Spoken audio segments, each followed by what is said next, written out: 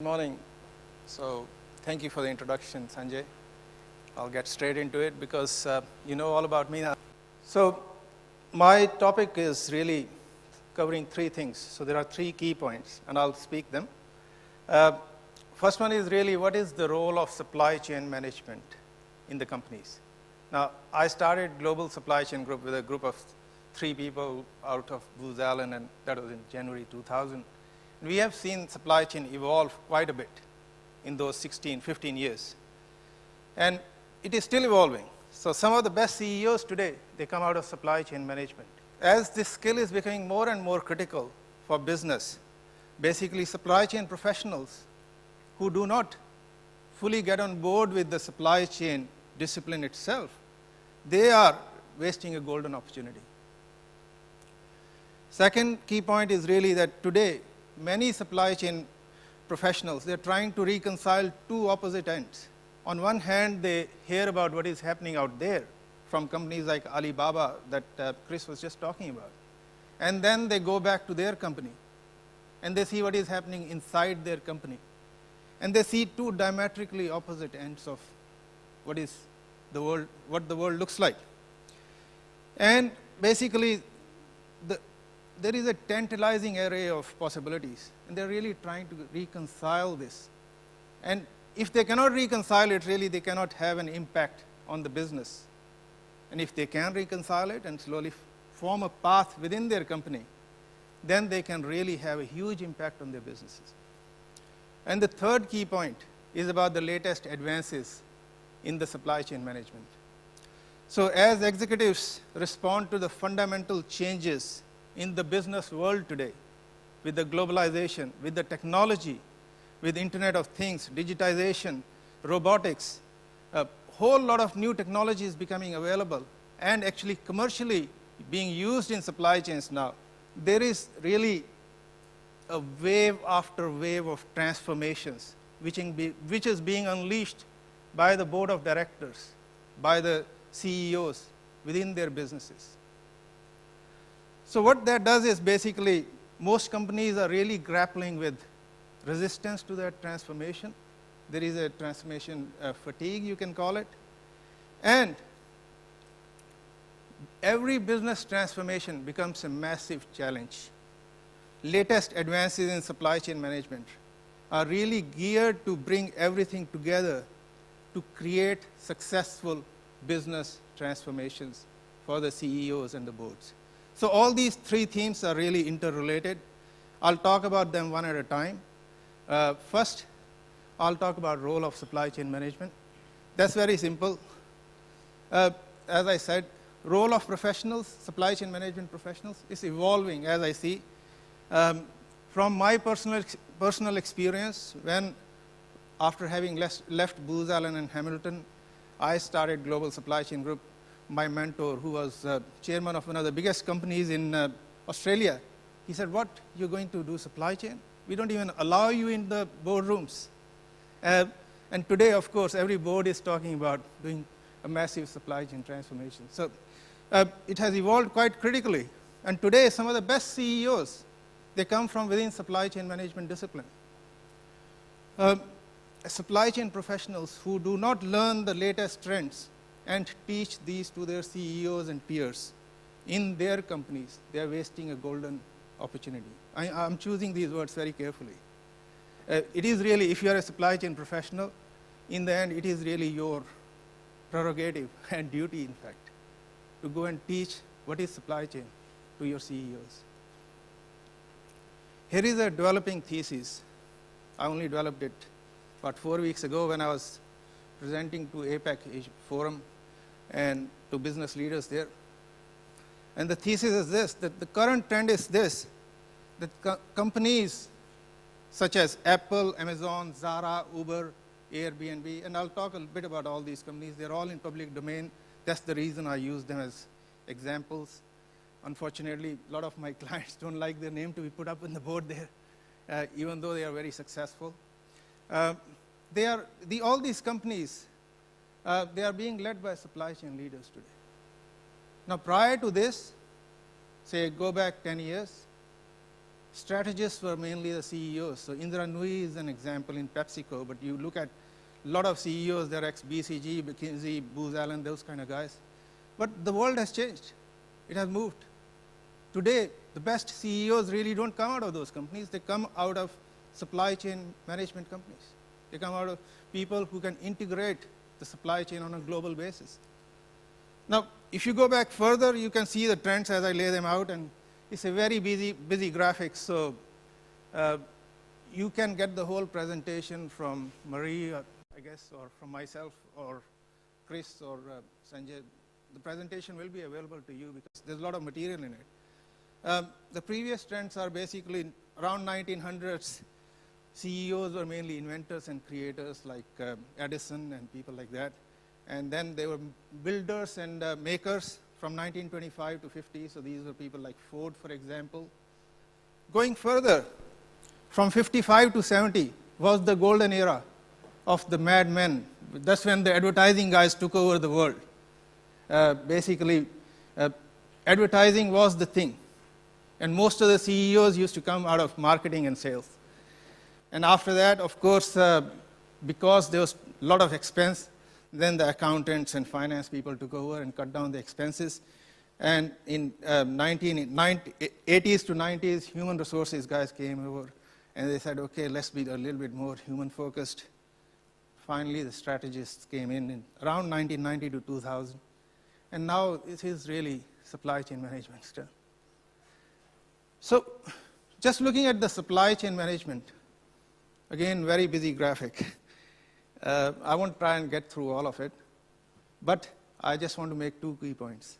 There are two dimensions on a successful supply chain management.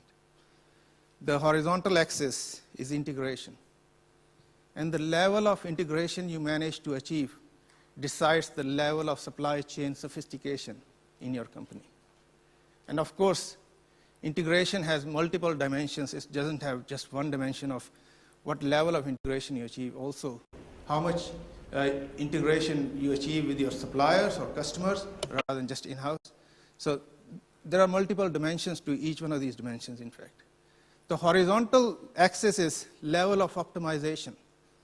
So you can optimize just the quality, you can optimize quality and cost, you can optimize quality, cost, and revenues. So you can achieve better and better optimization as well. Now, just a little bit about my journey into supply chain management. The key point I want to make is this, that supply chain management is relatively a very new field. Only about 40 years ago, in this world, nobody knew what was supply chain management. In fact, there was no such thing as supply chain management. First project in the world in supply chain management was done somewhere in Germany, Switzerland. One of the people who was on that project is now one of our senior partners in Germany, and he tells me the story, but I would rather have him tell the story than I do it myself. But the key point is this, that we all in supply chain management are really not digital natives. We are, in a way, we are migrants. We come from logistics, from transportation, from supply, for example, from procurement, and from multiple areas. I mean, I started my journey as a sea cadet long time ago in 1983. And I worked my way up as a master mariner and basically nearly lost the use of my dominant hand, which was the left hand, in an accident long time ago when I was 18 years old. Luckily recovered. I traveled around the world for 12 years, going from port to port and learning how people did things. And basically learning how you can combine good practices from here with good practices there and actually make things even better. And that is my journey. I decided to study more at one stage. I said, I'll go and do my MBA. I did that at Australian Graduate School of Management in Sydney. I was competing with some of the top people in Australia, with top management consultants and chartered accountants and lawyers. Came nearly top of my class, joined Booz Allen. And then I joined Booz Allen and Hamilton for one specific purpose, to learn supply chain management, because that was the company which invented supply chain. And when I joined there, I found that all the people who had done the job, they had actually left the company. So that is one of the reasons why I actually left as well and created this company. And now, basically, when we started in 2000, we had nothing. We had no brand name, no books, no intellectual property. And now we have done 400 successful projects around the world, written 5 successful books, number of very successful reports for chief operating officers, chief financial officers on supply chain management. And now I go and present to people like heads of states or a meeting of business leaders from 22 countries. And I just talk about value of supply chain management. And I say all this just to inspire at least few people in this room that this profession is worth getting into. I'll also spend a little bit of time talking about my mentor, who's taught me a lot about supply chain, Dr. Wolfgang Pasch. He is based in Germany. There is nobody active today in supply chain management than more experience in it. The reason being he was on the team that invented supply chain management. So I asked him, when you did this project, there was already materials management, there was already logistics, there was already production and inventory planning. So what was the big thing that inspired you to create supply chain management? And his response was very simple. He says, everybody was working in their individual silos. So production guys wouldn't talk to purchasing guys who wouldn't talk to the inventory guys. And it was a big breakthrough to really get them talking to each other in the first place. So we are privileged to have him as a senior partner in our company. I want to acknowledge him. Now, role of supply chain management. I believe today supply chain management may be one of the toughest jobs on the earth. Now, there is a TV program called Most Difficult Jobs on Earth or something. I believe supply chain management may be one of those. The reason is 3 reasons, really. First one is ambiguity. Nobody knows what supply chain is. People have their own definitions of supply chain. I have seen so many companies in the last 20 years or so of management consulting. And every company has its own supply chain, a definition of supply chain. In fact, even within a company, everybody has his own definition of supply chain. The second thing is uncertainty. Basically, supply chain management is, because of the ambiguity, it's so difficult to really get the credit for a job well done. And it's so easy to get the blame for somebody else's faults. And third thing is complexity. With the globalization, supply chain has become so complex that you just can't do it in your head. In fact, you can't do it with even the tools, the IT tools, which were invented 10 years ago. And that is a huge problem. So let's talk about ambiguity a little bit. Here's a typical company. It's like supply chain is like a elephant and 6 blind men, as I say sometimes. So if you talk to procurement, they say, we are supply. Just add chain to it and it becomes supply chain. And then you talk to logistics and everybody thinks logistics is the supply chain. And then you go within operations and they say, no, supply chain is really all about production planning or inventory management.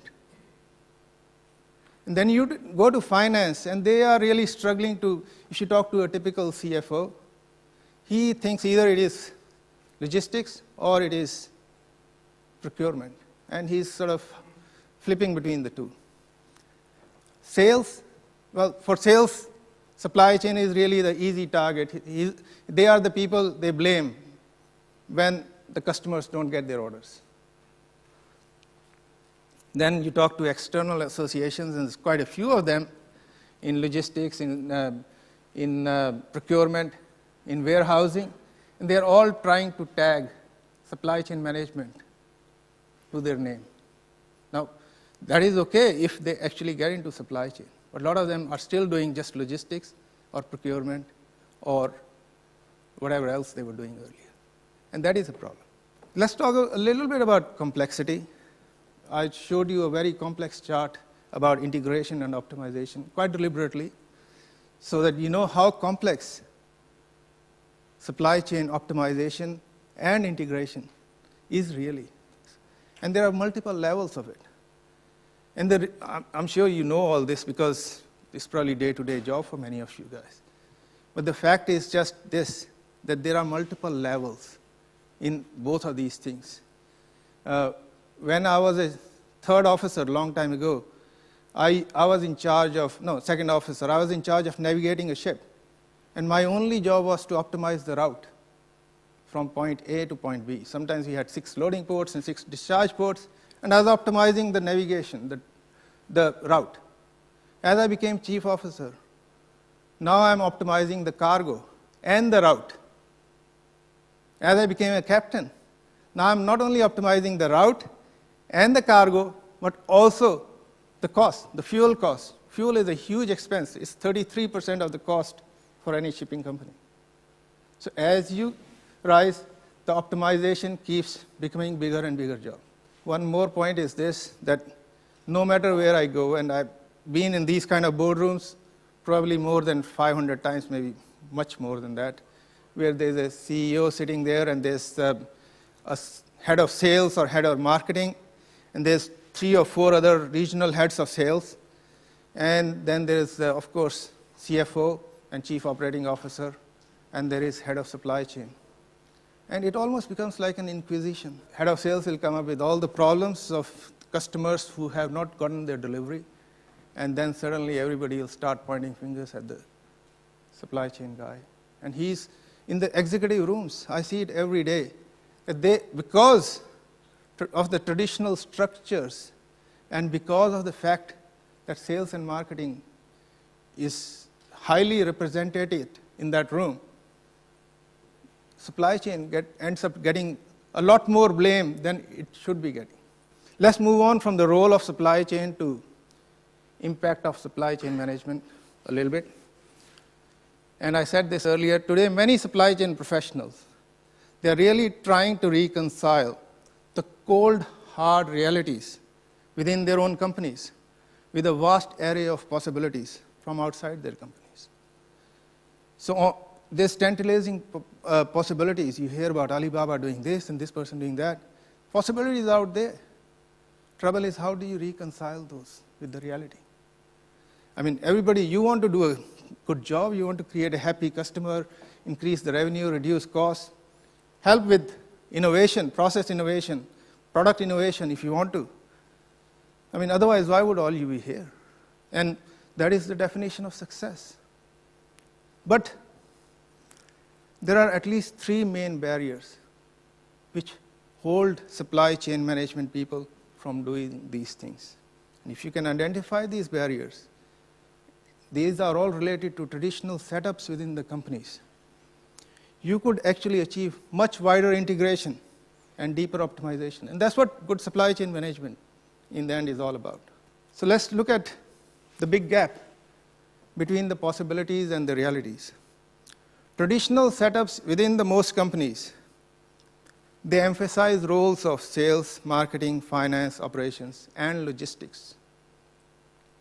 There is little room for supply chain management to maneuver.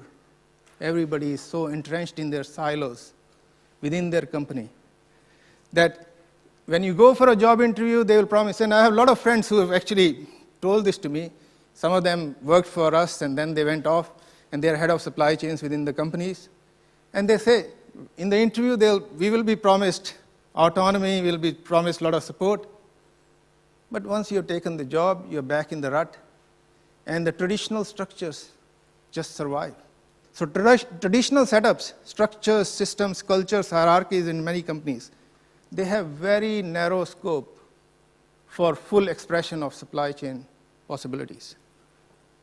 And new companies, which do not have these legacy issues that I'm discussing, they maximize the use of supply chain management, such as business-to-business networks, and that's the topic of my book as well. So if traditional companies can, and the supply chain professionals which are working within them, they can find a way to emulate the new companies and get over those traditional barriers, then you can maximize the impact of supply chain within your company. So what do traditional companies suffer from? Let's have a quick look. Traditionally, division of labor was the mantra of industrial revolution. Basically, you divide everything and you conquer it. And that was a great mantra in the 1960s. If you produce a chair where one guy is producing one leg, other guy is producing other leg, everybody is producing different things, and one guy puts it all together, you make a chair much faster than one guy just producing the whole chair. That was the entire reasoning for division of labor. Great reasoning. Only trouble is you can carry it too far, and suddenly everybody is sitting in their silos, and suddenly now there is no integration. And that was the entire reasoning for creating supply chain management. But that integration is hampered by three things. One is traditional power structures. Now, finance has always been part of the business for thousands of years. Sales and marketing is relatively new, but not as new as supply chain management. And of course, operations is core of the business anyway. So these are the areas from where your board of directors are drawn, from your CEOs come. And of course, these are the places they favor. These are the things they think about. None of them are really from supply chain management in most traditional companies. Traditional practices, again, I was talking about division of labor versus integration. If you cannot really get over that division or excessive division of labor, there's no way you can achieve the integration. And finally, traditional knowledge related to traditional practices is whole accumulated set of knowledge, which is still current, is taught in universities today. You go to any MBA school, they'll have 11 courses and other things, and then one course in supply chain management, which is very, very new.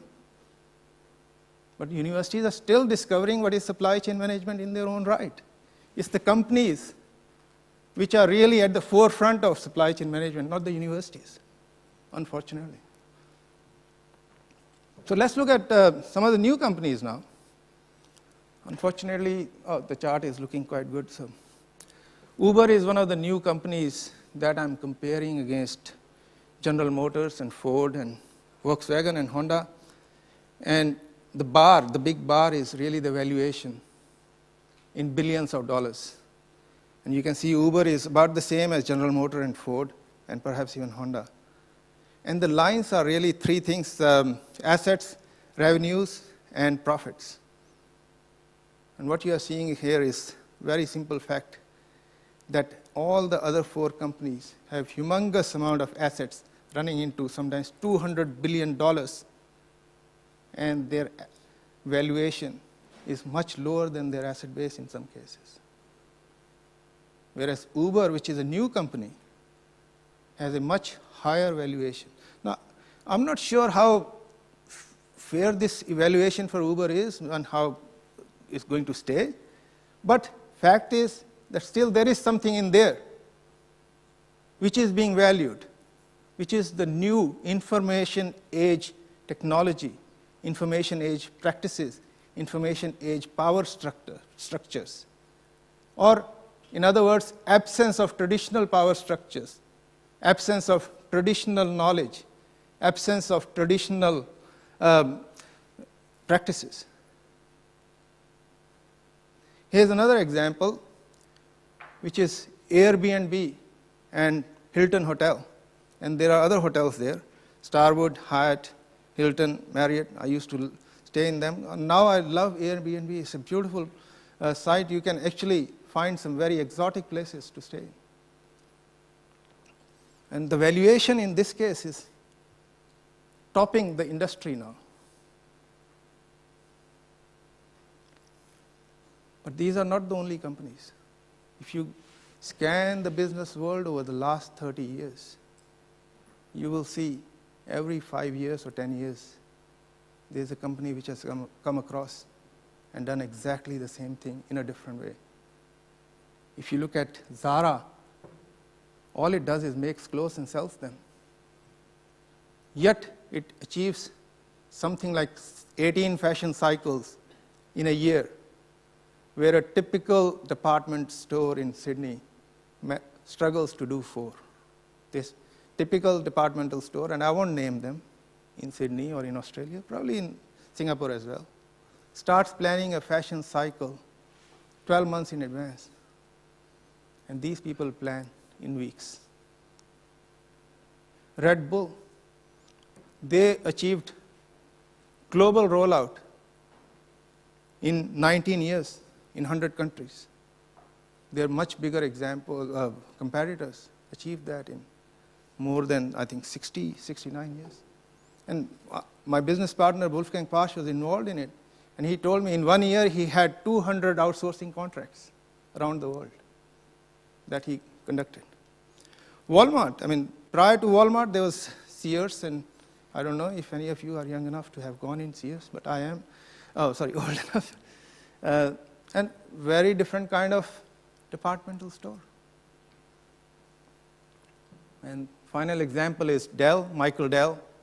I think that's a very famous case story where they reduced the cash-to-cash cycle from something like 56 days to -4 days, long time ago.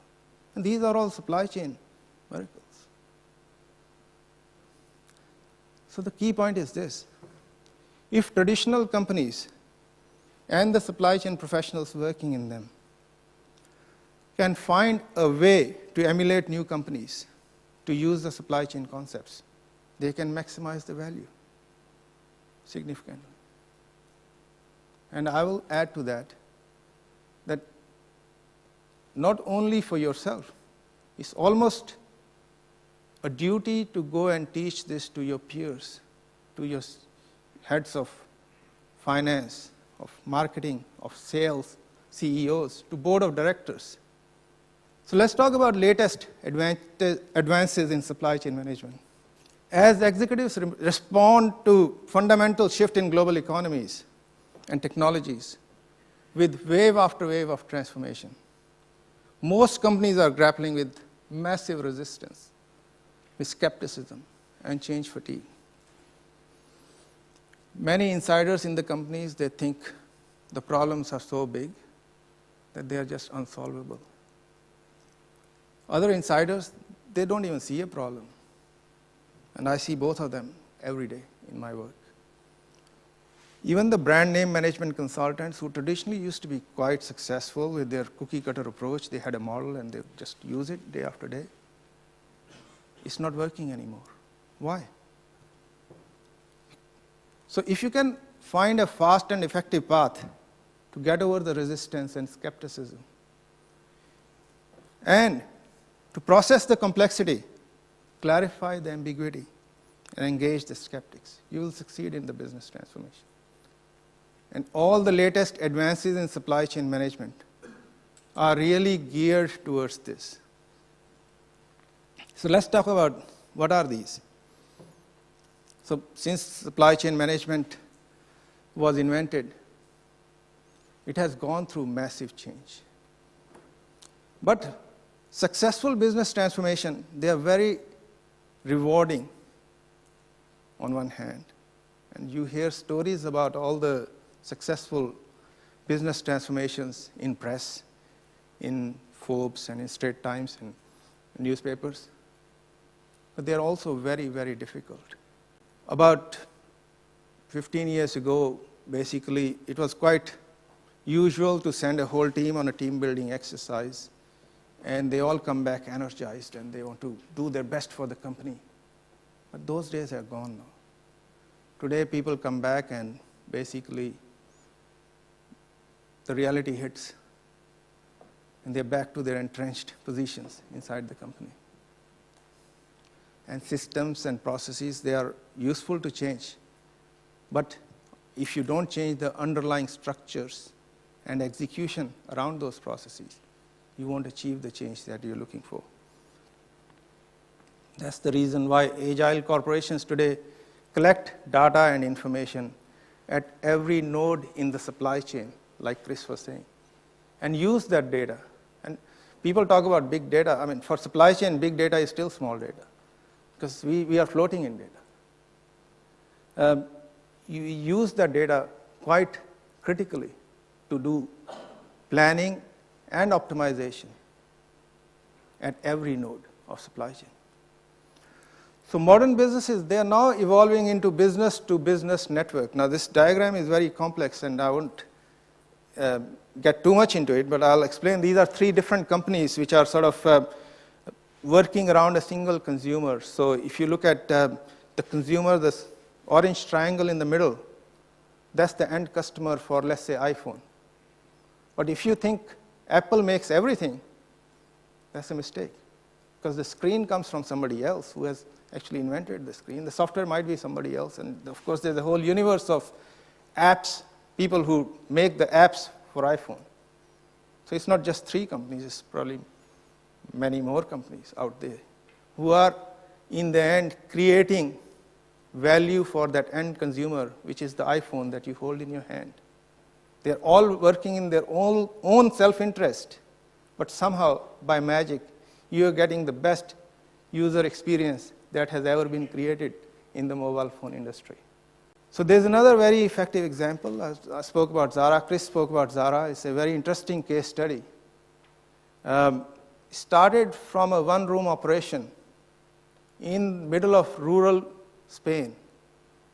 This guy grew by the side of a railway line, and he has created an $87 billion company out of that. And now they own some workshops. Initially, they didn't own any workshops. It was all a network of businesses working in their own self-interest, working collaboratively with him. So business transformation is fast becoming a question of survival. There are lots of companies. You saw General Motors. Well, in the few slides ago, they had filed for bankruptcy several years ago, and there's a lot of many others which will be going down that way. Rewards for successful business transformations are very high, but the penalties for failure are also equally high. And what is successful business transformation? You start from the left hand, where basically you see a square which is really supply chain 0.0. Almost everybody working in their silos and traditional structured division of labor. I don't know if you even see those kind of companies today or not. I see a few every now and then. I won't name them again, but I quote this example in one of my books. I was actually consulting to an airline where I was doing the airline maintenance optimization. And the person who was doing the maintenance planning, who was head of maintenance planning, and the person who was head of maintenance execution, they didn't talk to each other. They sat almost across the wall from each other, and when I sat with this guy, he showed me an email exchange back and forth of 18 months. And it was such an entrenched silo these two guys were working in. I can't even tell you. My first job as a management consultant inside this company was really just to get them talking to each other. So that's the left-hand side. But coming out of that, we moved into the pyramid, a very command and control system of ERP world. I don't know if you guys sort of face these problems where the plans that come out of ERP systems are so rigid that they are almost totally unworkable. And then people make the plan, yes, done that, keep it aside, and then find a workaround to actually get the job done. So that's the command and control pyramid system. That's supply chain 1.0. The next one is really where people start getting more collaborative. That's the square where not only you're getting collaborative, you're getting more dynamic and flexible. And today's systems are really moving in that direction. And not only that, you're also including some of the other people in supply chain planning, like your CFO, for example, which traditionally nobody would have included in sales and operations planning. And finally, you move to the extreme right where you see the flywheel, as I call it, where you move to collaborative planning, not just within the company, but with your customers and suppliers, to actually create value for the end customer in the middle. This is a very busy slide. You'll need to contact Marie to get this. But I have listed the problems you will notice in each one of these supply chain 0.0, 1.0, and 2.0. And you can quite easily actually go through these problems, and I'll very quickly speak about some of them. So supply chain 0.0, you'll see lots of confusion. Because there are no plans, of course there'll be confusion. You'll see frequent losses. You'll have occasional quarter of profits, and mostly it'll be just losses. And some companies do that. They think that the market is, and I can quote so many examples. One of our customers who was, clients who was in commodities industry, the CEO was trying to convince the board that next quarter will be better, or next year this commodity cycle will turn and we'll make a profit. And it was just quarter after quarter of losses. Till finally the board said, no, this is not going to work. We need a slightly different approach to it. This happens. There'll be panics. So basically, companies panic, and then they have sudden rounds of layoffs, massive layoffs within the company, and that's because there is no planning. Finally, there's people who are constantly busy without actually showing profits for all that busyness. This is because there's no planning. Supply chain 2.0 is very, very different. There is planning, but it's very rigid. It's so rigid that the plans are totally unworkable. So the company becomes almost bipolar. There's a bunch of cowboys who are saying, I will work around this plan and actually get the job done. And then there are a bunch of control freaks who are trying to make a plan work, which is really an unworkable plan. And you might have seen this in some of the companies you've worked with. Supply chain 2.0 moves beyond that. The plans are now workable. Only problem is you are very internally focused. You are very, very focused on the cost. You have really no view of innovation, no process innovation or product innovation. And you don't have a segmented supply chain. So every customer gets the same experience. You might be selling the Coca-Cola in the supermarket for whatever they sell it for, or in Bondi Beach for whatever they sell it for, so $4.40 maybe. But for you, Coke is a Coke. Well, no, it is not, because in the end, this segment wants a fresh Coke when it wants it, and this segment really wants it once a week or once every 2 weeks. Very different customer segment. So what did the people traditionally do? And why the traditional methods don't work anymore? People would traditionally do IT systems upgrades and hope everything else will fall in place. Or they'll do cultural adjustments. I've seen so many cultural adjustments in my life, I can't even talk about it. And then they'll talk about Lean Six Sigma projects. They're all useful, don't get me wrong. But only thing is, in my view, there's a bigger picture out there. You need something more. And how big is the potential prize? You can have profit margins up to 5 times higher. You can have success rates in business transformations up to 2 times higher. You can have cost reductions up to 25%. You can have innovation potential up to 9 times higher. Asset optimization. These are real numbers. And how do you do it? What does it all mean? Main thing is really this, that unless you work on a cohesive structure and system and process execution and removing the external constraints, supply chain transformation is not going to be successful. That's probably the key message out of this whole presentation. I'll skip this slide. So how to avoid the trap of outdated thinking? What can you do today to start your journey? What can help along the way? Well, first thing is separate the hype from the reality. There's a lot of hype out there. There's technologies which are at least 20 years away, and people are talking about it today. You need to separate the hype from the reality. Avoid traditional thinking. I contrasted the traditional thinking, which is industrial age thinking really, with the information age thinking. So avoid the industrial age thinking. It is quite rampant, and you have to really get out of it, and then pull people out of it, slowly. And then know what the victory will look like. Of course, knowledge is not enough unless you act on it, so that's the point too, act on it. And finally, avoid some of the things, like I said, don't fall for hype, don't have diffused leadership. And most important really is, avoid the cookie cutter models. There's far too many cookie cutter models out there. They don't work. So modern supply chain management really replaces luck. That's what I say to CEOs and people. How does it help integration? Basically, you'll get happy customers, happy staff, less stress, asset optimization, more profits. This is the last slide I'm going to show, and then I'm going to stop for questions. So value of the modern supply chain management is really coming out of 5 streams, as you see in the diagram out there. The red stream is strategic sourcing.